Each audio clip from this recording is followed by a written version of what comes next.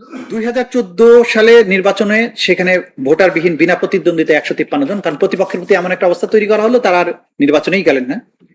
2018 সালে নির্বাচনে গেল, কিন্তু রাতের বেলা ভোট হয়ে গেল। 2024 সালে ইলেকশন হলো, আমি এবং ডামির ইলেকশন হলো।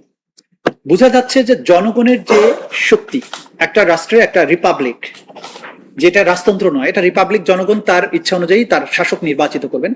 সেই জায়গায় তারা যেটা করলেন যে মানুষ যাতে ভোট দিতে না পারে, একটা জিনিস এনশিওর করা যে মানুষকে ভোট দিতে দেয়া যাবে না, আমি ইচ্ছা মতো যেমন খুশি রেজাল্ট নিয়ে আসবো। সেটার জন্য এক এক সময় এক এক মেকানিজম।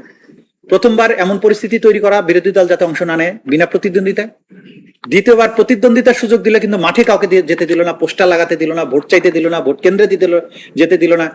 মওদুদ সাহেবের মতো সিনিয়র লয়ার তাকে বাসা থেকে বেরোতে দিল না। মাহবুবউদ্দিন খোকনকে বের হলো, তার বুকে সর্দা রাইফেল ঠেকিয়ে গুলি করে দেওয়া হলো। একতরফা ইলেকশন হলো রাতের বেলায়, রাত 12টার মধ্যে ভোট গ্রহণ শেষ। এটা গোটা দুনিয়া ব্যাপী আলপিয়া। 2024 সালে এসে তারা, আমি আর মামু এইভাবে ইলেকশন করলো, তার দলের থেকে 5 জন ক্যান্ডিডেটকে দাঁড় করানো হলো এবং সেভাবে ক্ষমতা আবারও কক্ষিগত করা হলো। এবং সেখানে আরেকটা অন্যায় করা হলো, একটা পার্লামেন্ট বলবৎ থাকা অবস্থায় আরেকটা পার্লামেন্টকে তারা শপথ প্রদান করলো, যেটা কনস্টিটিউশনের সরাসরি ভায়োলেশন। এই যে দানবীয় শাসন, সেটা যে শুধু প্রশাসন করেছে তা না, বিচার ব্যবস্থাও একটা দানবে পরিণত হয়েছিল। যাকে খুশি সাজা দেয়া, যখন খুশি কোর্ট বসানো, যখন খুশি ধমক দেয়া, এই কাজগুলো এই একটা রাষ্ট্র আর রাষ্ট্র ছিল না, এটা নিপীড়কের ভূমিকায় অবতীর্ণ হয়েছিল, যে কারণে 2024-এর বিপ্লবটা অনিবার্য হয়ে পড়েছিল।